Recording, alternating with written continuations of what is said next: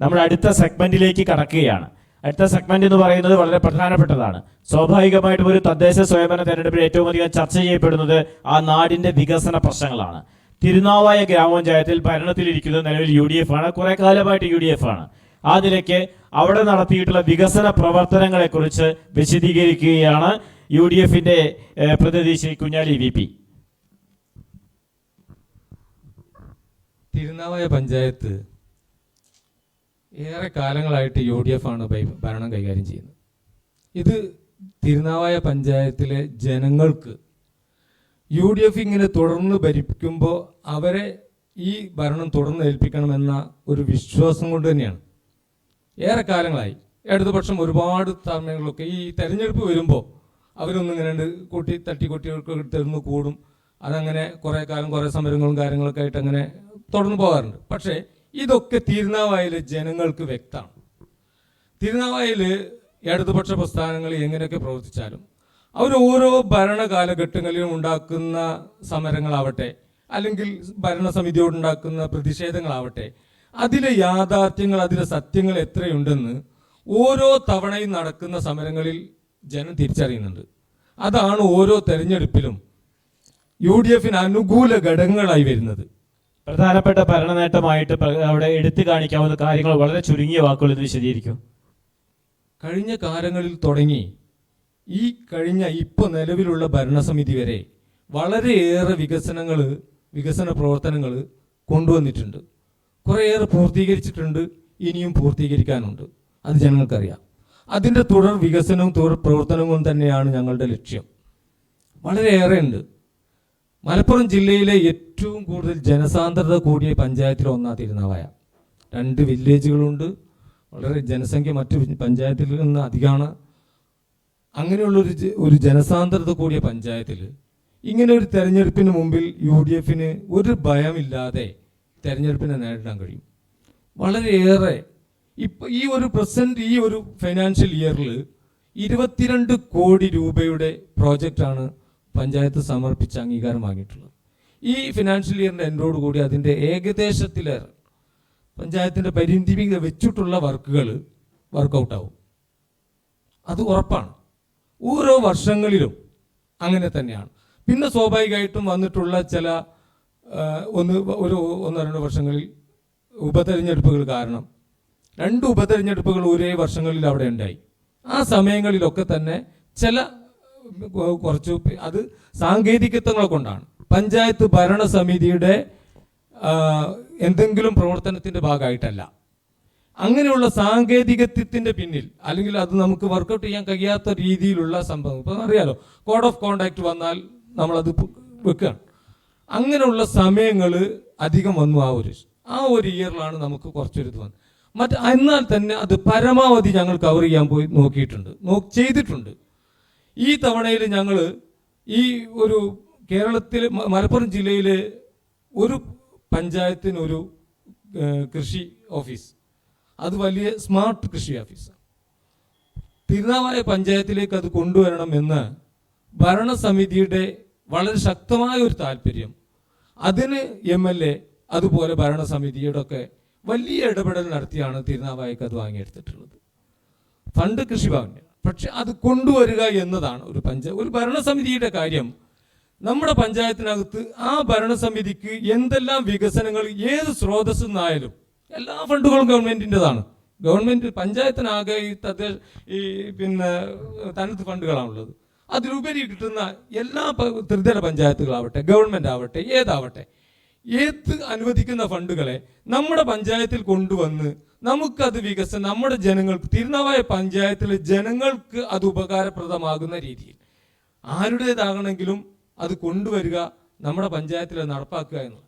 ആ ഉദ്ദേശത്തോടു കൂടി നമ്മളത് നടപ്പാക്കുമ്പോൾ നമ്മൾ അത്തരത്തിലുള്ള ഒരുപാട് പദ്ധതികൾ, ഫണ്ടുകൾ ഏത് സോഴ്സിൽ നിന്നാണോ കിട്ടാനുള്ളത് ഭരണസമിതി കൃത്യമായി നോക്കുന്നതാണ്.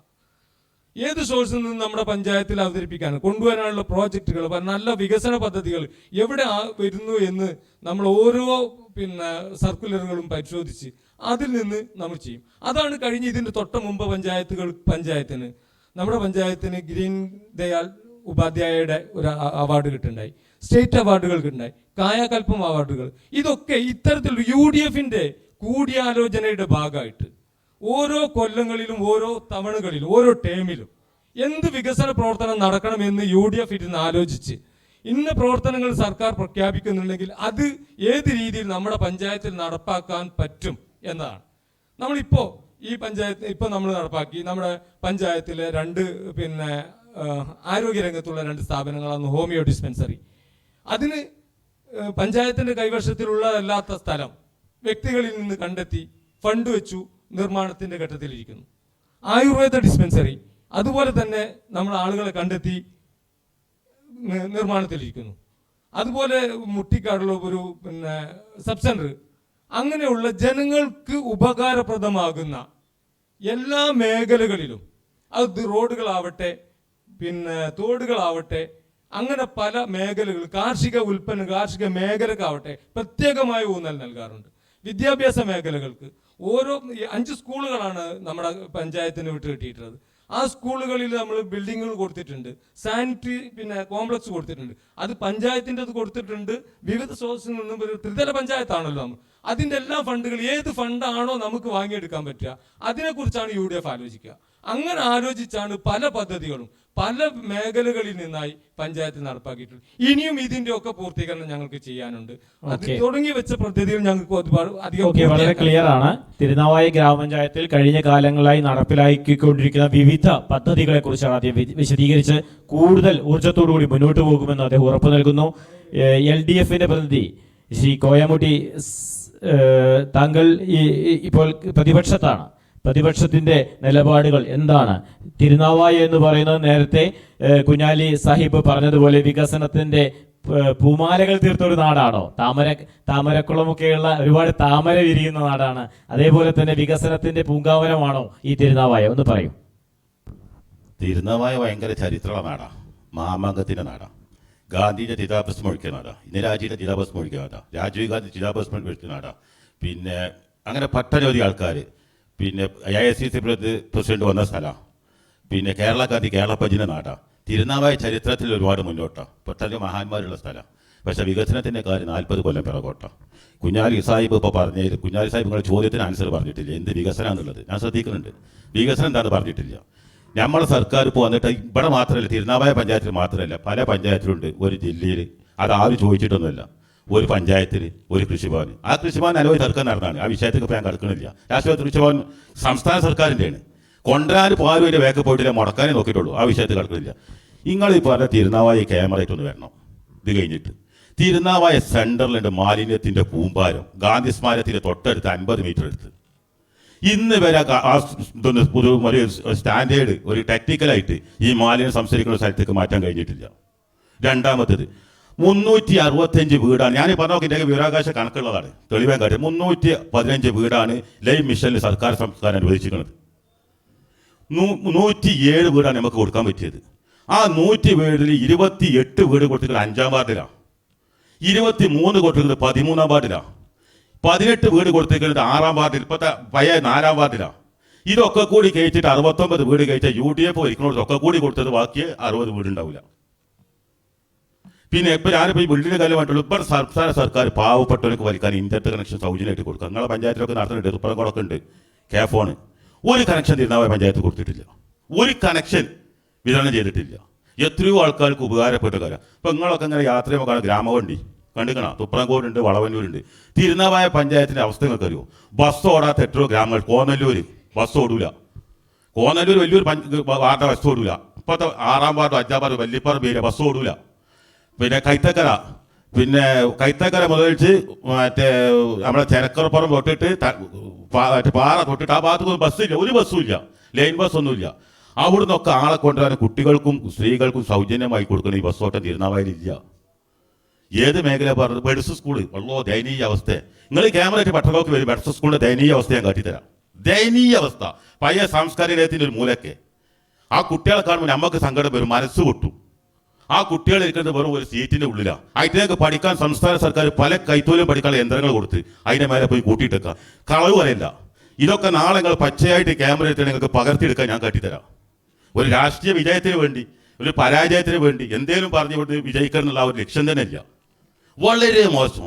ഏത് മേഖലയാണ് റോഡിന്റെ കാര്യം? ഇപ്പം കൈത്തക്കര റോഡ്, കൈത്തക്കര നാട് കണ്ടമ്പാറക്കം റോഡ് വളരെ ശോചനീയ അവസ്ഥ. ഇപ്പം ഇന്ന് അതിൽ 18 മീറ്റർ കോൺക്രീറ്റ് ചെയ്തിരിക്കണം. 18 മീറ്റർ ഇന്ന് രാവിലെ കോൺക്രീറ്റ് ചെയ്തില്ലേ? 15 മീറ്റർ. ഒരു 100 മീറ്റർ തകർന്ന് കിടക്കുക. ആൾക്കാർക്ക് ആ പള്ളിയൊക്കെ മയ്യത്ത് കൊണ്ടുവരാനും ആംബുലൻസ് കൊണ്ടുവരാനും ഏറ്റവും വലിയ തിരുനാവായ പതി ഏറ്റവും വലിയ ജുമാ മസ്ജിദ് സ്ഥിതി ചെയ്യുന്ന സ്ഥലമാണ്. 8 വാർഡിൽ സുമയാത്രി കൈത്തക്കര പള്ളിക്കുള്ള 8 വാർഡുണ്ട് അതിൽ. അവിടുത്തെ റോഡിൻ്റെ അവസ്ഥയെ പറഞ്ഞത്. അങ്ങനെ ഓരോ റോഡിൻ്റെ അവസ്ഥയുള്ളൂ. റോഡ് എടുക്കുകയാണെങ്കിൽ ഇപ്പം ഞാൻ ലൈഫ് മിഷൻ്റെ പരിപാടി പറഞ്ഞാൽ ഈ 118 ആൾക്കാർക്ക് സർക്കാർ സ്ഥലം വാങ്ങാൻ പൈസ കൊടുത്തിരുന്നു. 3 സെന്റ് ഭൂമി വാങ്ങാൻ. ആകെ വാങ്ങിയത് 4 ആളോ 5 ആളോ ആണ്. ശരിക്കും നമ്മൾ പ്രവർത്തിച്ച് ജനങ്ങളിൽ ബോധം നടപ്പിലാക്കാൻ പറ്റിയിട്ടില്ല. പിന്നെ നോക്കാം, ഇന്നും പഞ്ചായത്ത് ഓഫീസ് നിൽക്കുന്ന സ്ഥലം എവിടെയാണ്? ആ കുടുങ്ങിയിട്ട് ഒരു വാഹനം കൂടി പാർക്ക് ചെയ്യാൻ പറ്റില്ല. പഞ്ചായത്തിൻ്റെ അടുത്ത് റവന്യൂവിൻ്റെ സ്ഥലമുണ്ട്, കുന്നമ്പുറത്ത് വില്ലേജ് ഓഫീസ് നിൽക്കണേ 10-40 സെന്റ് സ്ഥലമുണ്ട്. അതിലൊരു മിനി സിവിൽ സ്റ്റേഷൻ കൊണ്ടുവരണം. ആ മിനി സിവിൽ സ്റ്റേഷൻ കൊണ്ടുവരണം. ഇന്ന് വരെ UDF വെച്ചിട്ട് കഴിഞ്ഞിട്ടില്ല. ഇവർക്ക് പാകം കഴിയും 6 മാസത്തിന് പ്രസിഡന്റ്, 6 മാസത്തിന് വൈസ് പ്രസിഡന്റ്, 3 മാസത്തിന് പ്രസിഡന്റ്, 3 മാസത്തിന് വൈസ് പ്രസിഡന്റ്. ഇതുവരെ ഇത് ചർച്ച ചെയ്യുന്നുണ്ട്. അതല്ലാതെ വികസന കാര്യങ്ങൾ ഏത് മേഖലയിലും എടുത്തോളി. കാർഷിക മേഖല കഴിഞ്ഞ തെങ്ങിൻ്റെ ആനുകൂല്യം കൊടുത്തിക്കണം. ലാപ്സായി പോയില്ലേ തെങ്ങ് കർഷകർക്കുള്ള ആനുകൂല്യം? കൃഷിഭവനിലെ ചോദിക്കുക, തെങ്ങ് കർഷകർക്കുള്ള അനുകൂലം കഴിഞ്ഞ വർഷം കൊടുത്ത യഥാസമയത്ത് ഇതിലാക്കി 4 കോടി രൂപ ലാപ്സാക്കി പോയിക്കണേ. തനത് ഫണ്ട് പഞ്ചായത്ത് സർക്കാർ കേരള സർക്കാരിൻ്റെ ഫണ്ടെന്ന് ഞങ്ങൾ വിവരാവകാശം വേണ്ടിയിട്ട് നമ്മൾ പ്രസംഗിച്ചതാ. 4 കോടി ഉൾപ്പെടെ ഒരു പ്രാവശ്യം ലാപ്സ് ഉണ്ടാക്കി. ഇത് ശരിക്കും ഇന്ന് പ്ലാനിങ് ഉണ്ടാക്കാനോ ശരിക്കും ഭരണസമിതി അവിടെ വരണപ്പോൾ ശരിക്കും ഭരണസമിതി ഇല്ല നടക്കുന്നത്. അവിടെ നമുക്കൊക്കെ അധികാരം കിട്ടണം, അധികാരം കൈയാളണം, അധികാരം വേണം. അതിന് പ്രസിഡന്റ് മാറണം. മുന്നണി സംവിധാനത്തിൽ ഏത് പഞ്ചായത്തിലും 2.5 കൊല്ലം കഴിഞ്ഞ് മാട്ട് വെക്കലും ഇങ്ങോട്ട് വെക്കലൊക്കെ ഉണ്ട്. മുന്നണിയിലുള്ള തന്നെ പ്രസിഡന്റ് ഇങ്ങനെ മാറില്ല. നമ്മളെ പഞ്ചായത്തിലാണ് സ്പഷ്ടമായിട്ട് ഉണ്ടാകുന്നതും ഈ പഞ്ചായത്തിലാണ് തിരക്കിടെ പ്രസിഡന്റ് മാറുന്നതും. ഇനിയും എൻ്റെ മനസ്സിൽ പല ഓർമ്മയുണ്ട്. പിന്നെ കുടിവെള്ളത്തിൻ്റെ കാര്യം നോക്കുകയാണെങ്കിൽ ഇപ്പം ഇതന്നെ പറഞ്ഞില്ലേ, മാലിന്യത്തിൻ്റെ 2015 എടുത്തൊരു വണ്ടി KL10 തോന്നുന്നു 216 വണ്ടി നമ്പർ ഇന്ന് പോയി ഒടിച്ച് കിടക്കുക. നിങ്ങൾ ക്യാമറ ഇട്ട് വന്നാൽ ഞാൻ കാട്ടിത്തരാം. എന്നിട്ട് ആ വണ്ടി അവിടെ ഇട്ടിട്ട് അത് റിപ്പയർ ചെയ്യാൻ പറ്റണില്ല. ചെയ്യാൻ നിൽക്കുന്നില്ല പഞ്ചായത്ത്. പുതിയ വണ്ടി അല്ല, പഴയ KL10 വണ്ടിയൊന്നുമല്ല, പുതിയ KL55 വണ്ടി അവിടെ ഇട്ടിട്ട് കുത്തക മുതലാളിലേക്ക് ഡെയിലി വാടകയ്ക്ക് വേറെ വണ്ടി എടുക്കുക. ഈ മാലിന്യം അവിടെ കൊടുത്ത് സ്റ്റംപ് ചെയ്യാൻ. ഏത് മേഖല ഇനിയും ഒരു ഹോസ്പിറ്റൽ മേഖല ഇപ്പം പറഞ്ഞല്ലോ, അവിടെ കോട്ടയസിലാണ് ഈ ആയുർവേദ ഹോസ്പിറ്റൽ ഹോമിയോ ഹോസ്പിറ്റൽ പ്രവർത്തിക്കുന്നത്. 45 കൊല്ലം ഭരിച്ച് എന്നിട്ടും ഇപ്പം അതിന് തുടങ്ങുന്നുള്ളൂ. ഇപ്പോൾ കുഞ്ഞാലൊക്കെ പറഞ്ഞത് അങ്ങനെ ഞങ്ങൾ തുടങ്ങുന്നുണ്ട് എന്ന്. 45 കൊല്ലമായിട്ട് ഭരിച്ചെടുത്ത് കോട്ടയസിൻ്റെ മുക്കിൽ അതിന് കോട്ടയത്ത് ഒരാൾക്ക് രോഗിനെ എടുക്കുമ്പോൾ മറ്റൊരാൾക്ക് ഇരിക്കാൻ പറ്റാത്ത സ്ഥലത്ത്. പഞ്ചായത്തിൻ്റെ ഏത് മേഖലകൾ പരിശോധിച്ചോളി, ഏത് മേഖലയും ഭരണം വളരെ പരാജയമാണ്. പിന്നെ LDF തന്നെ ഒരു തട്ടിക്കൂട്ട് സംവിധാനമൊന്നുമല്ല. ഇന്ന് കേരളം 50 കൊല്ലമായിട്ട് ഭരിക്കുന്നതാണ്. തിരുനാവായ പഞ്ചായത്ത് തട്ടിക്കൂട്ട് സംവിധാനമൊന്നുമല്ല. അതിനല്ല ഞങ്ങൾ പല സമരങ്ങൾ നടത്തിക്കണം. ഞങ്ങൾ ജനങ്ങൾ സമ്പാദിച്ചിരിക്കുന്നത് ഈ 20 വാർഡിലും പോയിട്ട് ജനങ്ങൾ സമ്പാദനം നടത്തിയിരിക്കുന്നത്. എന്നിട്ട് ഞങ്ങൾ പഞ്ചായത്തിന് മുന്നിൽ സമരം നടത്തിയിരിക്കുന്നത്. ഇതൊക്കെ ഞങ്ങൾ ഇവർക്കെതിരെ പ്രതിഷേധങ്ങൾ അതാത് സമയത്ത് ഞങ്ങൾ സംഘടിപ്പിച്ചിരിക്കുന്നത്. ഭരണം വളരെ ദയനീയ പരാജയമാണ്. കൃത്യമാണ് LDF പ്രതിനിധിയുടെ വാദഗതികൾ.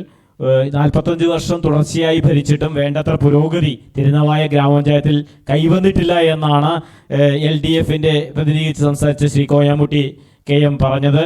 സ്വാഭാവികമായിട്ട് നമുക്ക് ചോദ്യങ്ങൾക്കുള്ള സെഗ്മെന്റ് ആണ്. ഈ കുഞ്ഞാലി സാഹിബിനോട് ചോദിക്കാൻ നിങ്ങൾക്ക് ചോദ്യങ്ങളുണ്ടെങ്കിൽ ചോദിക്കാം. തിരുനാവായ പഞ്ചായത്തിൽ ജനങ്ങൾക്ക് എടുത്ത് കാണിക്കാൻ പറ്റിയ വല്ല ഒരു 10 പേർക്ക് ഒരു തൊഴിൽ കൊടുക്കാനുള്ള സ്ഥാപനങ്ങളോ എടുത്തു പറയാൻ പറ്റിയ വല്ലതുണ്ടോ? പഞ്ചായത്തിലെ നമ്മളെ സംബന്ധിച്ച് ഒരു പ്രോജക്റ്റുകൾ തയ്യാറാക്കുമ്പോൾ അതിൻ്റെ ബെനിഫിഷ്യറി ആരാണ് എന്നുള്ളത് നമ്മൾ അതിനകത്ത് കൃത്യമായി കാണിക്കും. ഇവിടെ സ്വാഭാവികമായിട്ടും ഓരോ പഞ്ചായത്ത് പ്രത്യേകമായ തൊഴിൽ പദ്ധതികളല്ല ആവിഷ്കരിക്കുന്നത്. പഞ്ചായത്തിനകത്ത് ഓരോ പ്രോജക്റ്റുകൾ തയ്യാറാക്കി നടപ്പാക്കുമ്പോൾ അതിൻ്റെ ഗുണകാംക്ഷികളായിട്ടുള്ള ആളുകൾക്ക് ഇൻഡിവിജ്വലായിട്ടാണെങ്കിലും അതുപോലെ ഗ്രൂപ്പ് ലെവലിലാണെങ്കിലും ഓരോ പ്രോജക്റ്റുകൾ നടപ്പാക്കിയിട്ടുണ്ട് വർഷങ്ങളിലും.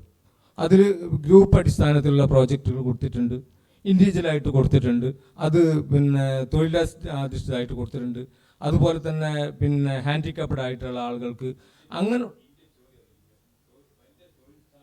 തൊഴിൽ സ്ഥാപനങ്ങളായിട്ട് അങ്ങനെ തുടങ്ങുന്നതിനൊരു പ്രോജക്റ്റുകൾ 45 വർഷം എന്നൊക്കെ പറയുന്നു. ഈ പറയപ്പെട്ട 2 ഡിസ്പെൻസറികൾ വന്നിട്ട് 45 വർഷം ആയിട്ടില്ല. അല്ല, അതിനിടയിൽ LDFും വന്നിട്ടുണ്ട്. 5 വർഷം ജനകീയ മുന്നണി എന്ന് പറഞ്ഞ 3 വർഷം ജനകീയ മുന്നണി എന്നല്ല, ബാക്കി മുസ്ലിം ലീഗും UDFും ഭരിച്ച പഞ്ചായത്തിൽ ജനങ്ങൾക്ക് ആവശ്യം, ജനങ്ങൾക്ക് വല്ല തൊഴിലായിട്ടുള്ള വല്ലതും എടുത്ത് കാണിക്കാൻ പറ്റും. ഞാൻ തുടക്കത്തിലേ പറഞ്ഞല്ലോ UDF-ന്റെ ഭരണ മികവാണ് തുടർച്ച. അല്ല, നിങ്ങൾ LDF-ന്റെ ആൾക്കാർ തിരുനാവായിൽ ഇല്ലാഞ്ഞിട്ടല്ലല്ലോ ഭരണം കിട്ടാത്തത്. ഈ ഭരണ മികവാണ് ഓരോ തവണയും വീണ്ടും വീണ്ടും. ഒരു മിനിറ്റ്. ഈ 63 വർഷത്തോളം ഭരിച്ചിട്ട് ജനങ്ങൾക്ക് അർഹമായ വല്ല തൊഴിൽ സ്ഥാപനങ്ങൾ ഈ പഞ്ചായത്തിൽ എടുത്ത് കാണിക്കാൻ പറ്റും നിങ്ങൾക്ക്? സ്ഥായിയായ ഒരു പ്രൊജക്ട്, തൊഴിൽ നൽകാൻ കഴിയുന്ന സ്ഥായിയായ ഒരു പ്രൊജക്ട്, അത്തരം ഒരു സ്ഥിരമായി നിലനിൽക്കുന്ന ഒരു പ്രൊജക്ട് അങ്ങനെ തുടങ്ങാൻ കഴിഞ്ഞിട്ടുണ്ടോ എന്നുള്ളതാണ് ചോദ്യം. ഒരു പ്രോജക്റ്റുകളും ഒരു പഞ്ചായത്തുകൾക്കും ഒരു തൊഴിൽ സ്ഥാപനങ്ങളായിട്ട് ഒരു ചെറിയ ഒരു യൂണിറ്റുകളായിട്ട് തുടങ്ങാൻ പറ്റുമായിരിക്കും. കുടുംബശ്രീ യൂണിറ്റുകളിലൂടെ തൊഴിൽ കൊടുക്കും. അതുപോലെ തന്നെ അതൊക്കെ തൊഴിൽ ഇതാണ്, അതൊക്കെ സർക്കാരിന്റെ തൊഴിൽ ഇതിൽ എണ്ണപ്പെടുന്നതാണ്. സർക്കാർ ഓരോ വർഷങ്ങളും 10 ലക്ഷം ആൾക്കാർക്ക് തൊഴിൽ കൊടുക്കും, 20 ലക്ഷം ആൾക്കാർക്ക് തൊഴിൽ കൊടുക്കും എന്ന് പറയുന്നത് ഈ കുടുംബശ്രീ മുഖേന അതിന്റെ വിപണന കേന്ദ്രങ്ങളും അതിന്റെ ഇതൊക്കെ ബന്ധപ്പെട്ടിട്ടാണ്. അദ്ദേഹം പറഞ്ഞുകൊണ്ടിരിക്കുന്ന കാര്യം സ്ഥായിയായ ഒരു പ്രൊജക്ട് അല്ലെങ്കിൽ കൂടി നിരവധി ചെറിയ യൂണിറ്റുകൾ എന്നാണ് പറഞ്ഞത്. ജനങ്ങൾക്ക് വരുമാന മാർഗങ്ങൾ ഉണ്ടാക്കുന്ന പല യൂണിറ്റുകളും നമ്മൾ ചെയ്യുന്നുണ്ട്. വേറെ ചോദ്യങ്ങളുണ്ടോ? ചോദ്യങ്ങൾ ഇല്ലെങ്കിൽ കോയാമു സാഹിബിനോടാണ് ചോദിക്കാനുള്ളത്. എനിക്ക് പറയാനുള്ളത് ഇതിനകത്ത് ഇപ്പൊ കോയമ്പട്ടിയോട് സൂചിപ്പിച്ചു, ആ 45 കൊല്ലമായിട്ട് ഇപ്പോഴേ തുടങ്ങുന്നത്. ഈ 2 ഡിസ്പെൻസറികൾ വന്നിട്ട് വളരെ കുറഞ്ഞ കാലമായുള്ളൂ. ആ സമയം തുടങ്ങിയത് വാടകയിലാണ് പ്രവർത്തിക്കുന്നത്. അതിന് സ്ഥലം വേണം. ഇപ്പൊ ഈ അവിടുത്തെ 2 പ്രധാനികള് അതിന് സ്ഥലം, അത് UDF അന്ന് തുടങ്ങിയ ആലോചിക്കുന്ന ആയിക്കോട്ടെ, അതിന് സ്ഥലം ലഭ്യം. തിരുനാവായ പഞ്ചായത്തിനെ സംബന്ധിച്ച് ഇപ്പോൾ 2-3 കാര്യങ്ങൾ സൂചിപ്പിച്ചു. തിരുനാവായ പഞ്ചായത്തിൽ വില്ലേജ് ഓഫീസിനോടനുബന്ധിച്ച സ്ഥലത്ത് റവന്യൂയുടെ കയ്യിൽ കുറച്ച് ഭൂമിയുണ്ട്. അത് സിവിൽ ഒരു മിനി സിവിൽ സ്റ്റേഷൻ ആക്കുക, ഒരു ഓഫീഷ്യൽ കോംപ്ലക്സ് ഉണ്ടാക്കുക എന്നത് UDF-ന്റെ അജണ്ടയിലുള്ളതാണ്. പല തവണ സർക്കാരിന് എഴുതിയിട്ടുണ്ട്. UDF-ന്റെ ഭാഗത്ത് നിന്ന് പാർട്ടികൾ സെപ്പറേറ്റ് ആയിട്ട് റവന്യൂ ഭൂമി യാതൊരു കാരണവശാലും പഞ്ചായത്തുകൾക്ക് വിട്ടു നൽകുന്ന വിഷയമില്ല. ഒരു തവണ ഞങ്ങൾ അതിൻ്റെ പേപ്പറുകളുമായി കൂടുതൽ പോയപ്പോൾ അവർ പറഞ്ഞ അവിടെ റവന്യൂ ഡിപ്പാർട്ട്മെൻറ്റിൻ്റെ അപ്പാർട്ട്മെൻറ്റ് പോലെയുള്ള സംവിധാനങ്ങളെക്കുറിച്ച് ആലോചിക്കുന്നു എന്നാണ് അവസാനമായി നമ്മളോട് റവന്യൂ ഡിപ്പാർട്ട്മെൻറ്റ് എന്ന് പറഞ്ഞത്. ഇത് LDF കണ്ടെത്തുന്നതിന് മുമ്പേ UDF അതിനു വേണ്ടി അനവധി ശ്രമങ്ങൾ നടത്തിയതാണ്. അതങ്ങനെ നമ്മളെല്ലാവരും കൂടി കാര്യങ്ങൾ ചെയ്യുക. പിന്നെ ഇവിടെ മാലിന്യ സംസ്കരണവുമായി ബന്ധപ്പെട്ട് പറഞ്ഞു, മാലിന്യ സംസ്കരണ പ്ലാന്റ് രൂപീകരിക്കുന്ന അതിൻ്റെ പ്ലാന്റ് നിർമ്മാണവുമായി ബന്ധപ്പെട്ടും ഇപ്പോൾ ഈ പറഞ്ഞ സ്ഥലത്ത് കൂടിക്കിടക്കുന്നത് ഒഴിവാക്കുന്നതിന് വേണ്ടി ബന്ധപ്പെട്ടും അവിടുത്തെ ദേവസ്വം ബോർഡിൻ്റെ മാനേജ്മെൻറ്റ്, തിരുനാവായ അങ്ങാടിയിലെ വ്യാപാരി വ്യവസായികൾ, പൊതുജനങ്ങൾ, ഭരണസമിതി എല്ലാവർക്കും അത് അവിടെ നിന്ന് മാറ്റണമെന്ന് താല്പര്യമുള്ളവരാ. എത്ര തവണ ഭരണസമിതി അവിടെ സർവകക്ഷി യോഗം വിളിച്ചു അതുമായി ബന്ധപ്പെട്ട്? എന്തായിരുന്നു നിങ്ങളുടെ നിലപാട്? യെസ്, ഞാൻ പറയുന്നത് ഇങ്ങനെയല്ല. ഈ നിലപാട് എന്തായിരുന്നു ആ സമയങ്ങളിൽ? ആ നിലപാട് മുഴുവനായി പറയുകയാണെങ്കിൽ ബാക്കി കൂടി ഞാൻ പറയാം. CPM ആണെങ്കിലും അതുപോലെ മറ്റ് പ്രതിപക്ഷ പാർട്ടികളാണെങ്കിലും ആരാണെങ്കിലും ഭരണസമിതി ആ മാലിന്യ പ്ലാന്റുമായി ബന്ധപ്പെട്ട് ആലോചിച്ച് തുടങ്ങി വെച്ച പ്ലാന്റ് പൂർത്തീകരണത്തിനും അല്ലെങ്കിൽ അത് മാറ്റി സ്ഥാപിക്കുന്നതിനും വേണ്ടി എത്ര തവണ സർവകക്ഷി യോഗം വിളിച്ചിട്ടുണ്ട്? അത് ആരെ താല്പര്യമാണ്? ഭരണസമിതിയുടെ UDF-ന്റെ താല്പര്യമാണ് അത് അവിടെ നിന്ന് മാറണം എന്നുള്ളത്. ആരാ അതിനെതിരെ നിന്നത്? എതിരെ നിന്നത് ആരാ? അത് അങ്ങോട്ടേക്ക് വരണം. അത് ഞാൻ പറയുന്നത് ഞാൻ പറയുന്നത് നിങ്ങൾ കാണുന്ന, നിങ്ങൾ ഈ പറയുന്ന ഇല്ല, ആരെ എതിര് നിന്നു എന്നല്ല, ആരൊക്കെ പറഞ്ഞാണ് ആ പ്രോജക്റ്റ് നടപ്പാക്കാൻ പറ്റാതെ പോയത്. എതിർക്കുന്നത് ഞാൻ പറയുന്നില്ല. ശരി, UDF അല്ലല്ലോ, UDF-ന്റെ താല്പര്യത്തിനല്ലേ അവിടെ കക്ഷി യോഗം വിളിച്ചത്? ഭരണസമിതിയല്ലേ അത് സർവകക്ഷി യോഗം വിളിച്ചത്? നിങ്ങൾ എതിർത്തോ ഇല്ലയോ എന്നുള്ളതൊക്കെ വേറെ കാര്യം, അത് അവിടുത്തെ ആളുകൾക്കറിയാം. അവിടെ സർവകക്ഷി യോഗം വിളിക്കുന്നത് എന്തിനാ? ഈ മാലിന്യ സംസ്കരണ പ്ലാന്റ് കൊണ്ടുണ്ടാകുന്ന ബുദ്ധിമുട്ട് ഈ പറയപ്പെട്ട സ്ഥലത്ത് നിന്ന് മാറ്റി ജനവാസ മേഖല കുറഞ്ഞ ഭാഗങ്ങളിലേക്ക് മാറ്റാൻ ഭരണസമിതിക്ക് UDF നിർദ്ദേശം കൊടുത്താൽ വിളിച്ചത്. അതുമായി ബന്ധപ്പെട്ട കാര്യങ്ങളിലേക്ക് ഇപ്പോൾ ഇനി കടക്കുന്നില്ല. സ്വാഭാവികമായിട്ടും താങ്കളുടെ ആ ചോദ്യത്തിനുള്ള മറുപടിയാണ് നൽകിയത്. ഇനി കോയാമു സാഹിബിനോടുള്ള ചോദ്യങ്ങളാണ്. നിങ്ങൾക്കാണ് ചോദിക്കാനുള്ള അവസരം. ചോദിക്കാം.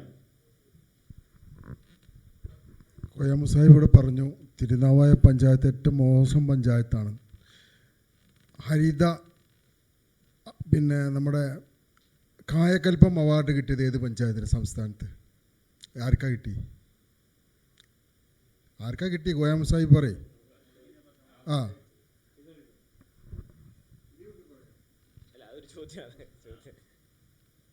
ഇതിൻ്റെ മുന്നേ കായക്കൽ അവാർഡല്ലേ ഇപ്പം കിട്ടിയിട്ടുള്ളൂ. ഇതിൻ്റെ മുന്നേ സംസ്ഥാന അഖിലേന്ത്യാ സർക്കാർ ഭരിക്കുന്ന BJP അവാർഡ് തിരുനാവായ പഞ്ചായത്ത് കൊടുത്തിരിക്കണം. അതെങ്ങനെ എന്താണെന്നൊക്കെ ഇപ്പോൾ ഞാൻ അവിടെ പറയണം. ഞാൻ പറയുമ്പോൾ പിന്നെ അതിക്രമിച്ച് പോകും. ആ സംഗതിക്ക് ബലിക്കൊക്കെ അറിയാം ഞാൻ പറയുമ്പോൾ കൂടുന്നുള്ളത്. അതിപ്പോൾ ഇവിടെ പറയണം. അല്ല, പല അവാർഡുകൾ കൊടുത്തിരിക്കണേ, അതിൻ്റെയൊക്കെ രഹസ്യങ്ങൾ ഇപ്പോൾ അവിടെ പറയണില്ലല്ലോ. നിങ്ങൾ ഞാൻ ചോദിക്കട്ടെ, മോഹൻമാലേക്ക് ഇത് പറഞ്ഞല്ലോ. ഇപ്പം നമ്മളെ സുഹൃത്തുക്കളാണ്, മോഹൻമാലേക്കാണ് നേരെ വീടിന് മുന്നിൽ മാലിന്യം കെടുക്കുന്നത്. മോഹൻമാൽ നിങ്ങൾ പറഞ്ഞല്ലോ, ഞാൻ ചർച്ചയ്ക്ക് വന്ന ആളല്ലേ. ദേവസ്വം ബോർഡിൻ്റെ ഇതിൽ പങ്കെടുക്കുമ്പോൾ ഞാൻ ഈ മാലിന്യത്തിൻ്റെ ചർച്ചയ്ക്ക് വന്ന ആളല്ലേ. ഒരു മിനിറ്റ്, ഒരു വിഷയം കായകൽപ്പം അവാർഡുമായിട്ട് ബന്ധപ്പെട്ട് ലഭിച്ചിട്ടുണ്ടോ എന്നുള്ളതാണ് ചോദ്യം. കായകപ്പ അവാർഡ് ലഭിച്ചാലും ഏത് കൽപ്പ അവാർഡ് ലഭിച്ചാലും തിരുനാവായ മാലിന്യത്തിൽ മൂടിക്കെടുക്കല്ലേ. തിരുനാവായ മാലിന്യത്തിൽ മൂടിക്കെടുക്കാണോ അല്ലേ? അതെ. ഒരു മിനിറ്റ് താങ്കൾക്ക് അല്ലല്ല, താങ്കൾ ഇരിക്കുക. ഒരു വേറെ ആർക്കെങ്കിലും ചോദ്യങ്ങൾ ചോദിക്കുകയാണെങ്കിൽ പറയാം. ചോദ്യത്തിൽ ഊന്നി പറയണം കേട്ടാ.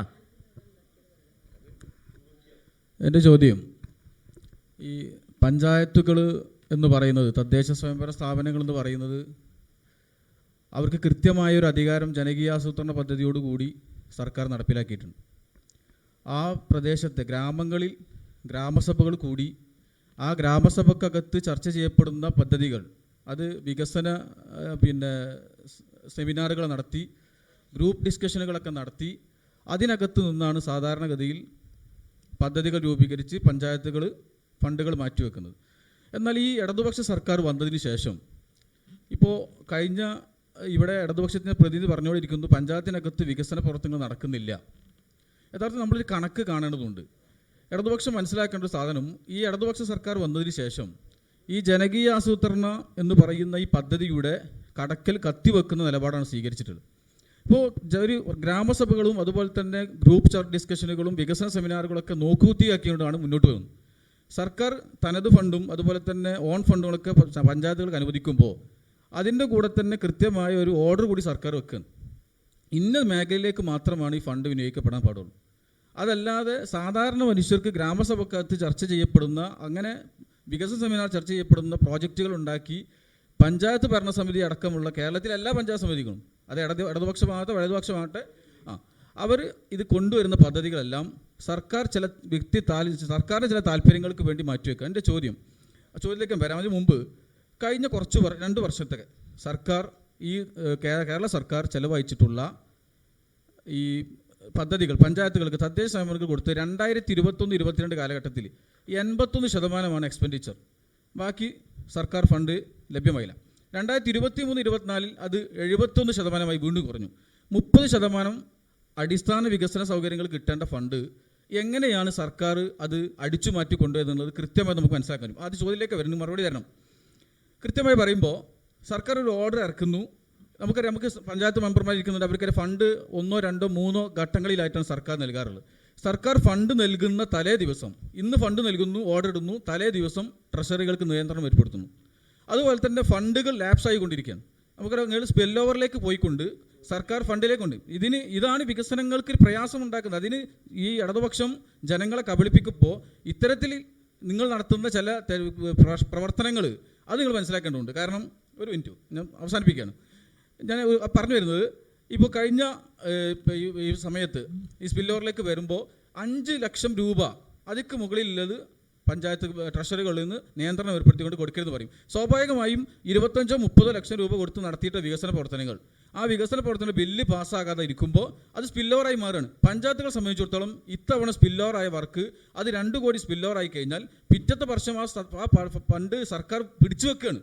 സ്വാഭാവികമായും ഓരോ വർഷവും പഞ്ചായത്തുകൾക്ക് ലഭ്യമാകേണ്ട ഈ ഫണ്ടുകൾ പിടിച്ചു വെച്ചുകൊണ്ട് സർക്കാർ ദൂർത്തടിച്ചുകൊണ്ടിരിക്കുകയാണ്. ഇതാണ് വികസനങ്ങൾക്ക്, പഞ്ചായത്തുകൾക്ക് വികസന പ്രവർത്തനങ്ങൾ നടത്തുന്നതിന് വലിയ പ്രയാസം സൃഷ്ടിക്കുന്നത്. ഫണ്ട് ഓരോ തദ്ദേശ സ്വയംഭരണ സ്ഥാപനങ്ങൾക്കും അർഹതപ്പെട്ട ഫണ്ട് പിടിച്ചു വെക്കുന്നു, ബില്ല് പാസ്സാക്കാതെ ട്രഷറിയിൽ ബാൻ ഏർപ്പെടുത്തുന്നു. ഇതാണ് ചോദ്യം. അപ്പോൾ കുഞ്ഞാലിയൊക്കെ പറഞ്ഞ വികസനമൊക്കെ പിന്നെ ഏത് ഫണ്ട് എടുത്തിട്ടാണ്? കുഞ്ഞാലിയൊക്കെ പറഞ്ഞ കുറച്ച് വികസനം പോലും ചെയ്തത് പറഞ്ഞല്ലോ. അതൊന്നും സംസ്ഥാന സർക്കാർ തരാതെ 4 കോടി റുപ്യ പഞ്ചായത്തിൽ വാട്സാപ്പിയപ്പോൾ പിന്നെ അത് കഴിച്ചിട്ടല്ലേ അടുത്ത് കൊടുക്കുള്ളൂ. സംസ്ഥാന സർക്കാർ തിരുനാവായ പഞ്ചായത്തേക്ക് മാത്രമല്ലേ ഫണ്ട് തരുന്നത്. തിരുനാവൂർ പഞ്ചായത്തേക്ക് ഒരു ഗ്രൗണ്ട് സംസ്ഥാന കർഷകൻ്റെ കുറ്റിപ്പുറം പഞ്ചായത്ത് ചെല്ലൂരുണ്ടാക്കി ആബിദ് ഹുസൈൻ ഞങ്ങൾ ഉദ്ഘാടനം ചെയ്ത് ആ ഫണ്ട് തിരുനാവായ പഞ്ചായത്ത് കൊടുക്കാഞ്ഞിട്ടാണ്. നിങ്ങൾ തരണ ഫണ്ട് ശരിക്കും യൂസ് ചെയ്യണ്ടേ, ശരിക്കും ഉപയോഗപ്പെടുത്തണ്ടേ. കുറ്റിപ്പുറം പഞ്ചായത്തിൽ ചെല്ലൂര്, ഞാൻ പറയുക കുറ്റിപ്പുറം പഞ്ചായത്തിൽ ചെല്ലൂര് ഒരു ഗ്രൗണ്ട് കുറ്റിപ്പുറം ഗ്രാമപഞ്ചായത്ത് ഉണ്ടാക്കിയതാണ്. ഒരു പഞ്ചായത്തേക്ക് ഒരു ഗ്രൗണ്ടാണ് കുട്ടികൾക്ക് കളിക്കാനും ഇതിനൊക്കെ വേണ്ടിയിട്ട്. ആ ഇതിന് അവർക്ക് ഫണ്ട് കൊടുത്തപ്പോൾ സംസ്ഥാനമൊക്കെ തിരുനാവായ പഞ്ചായത്ത് മാത്രം ഫണ്ട് തരാതിരിക്കുക. മാലിന്യ സംസ്കരണം വേണ്ടി കുറ്റിപ്പുറം പഞ്ചായത്തിൽ ചെല്ലൂരുണ്ടാക്കിയപ്പോൾ UDF ഭരിക്കുന്ന പഞ്ചായത്ത് ഞാൻ പറഞ്ഞത്, LDF ഭരിക്കുന്ന പഞ്ചായത്തല്ലേ പറഞ്ഞത്, തിരുനാവായ പഞ്ചായത്തിന് മാത്രം മാലിന്യ പ്ലാന്റ് ഉണ്ടാക്കാൻ ഫണ്ട് തരാതിരിക്കുക. അല്ല ഞാൻ പറഞ്ഞേക്ക്, ഞാൻ പറയട്ടെ, വളവന്നൂർ സഹകരണത്തിൻ്റെതാണ് പ്രശ്നം, സഹകരണത്തിൻ്റെതാണ് പ്രശ്നം, സഹകരണത്തിൻ്റെതാണ്. എവിടെ ഇടതുപക്ഷം തരുന്ന ഫണ്ടല്ലേ നിങ്ങൾ കൈകാര്യം ചെയ്യുന്നത്? അല്ലേ വരയെന്ന് പറഞ്ഞതാ. വേണ്ട, ഒരു കാര്യം, കുറ്റിപ്പുറം പഞ്ചായത്തിൽ ഇത്രയും വലിയ അല്ല തനത് ഫണ്ട് എടുത്തിട്ടാണ്, ചോദിക്കട്ടെ ആണ്ട് ചോദിക്കട്ടെ, തനത് ഫണ്ട് എടുത്തിട്ടാണ് കുറ്റിപ്പുറം പഞ്ചായത്തിൽ.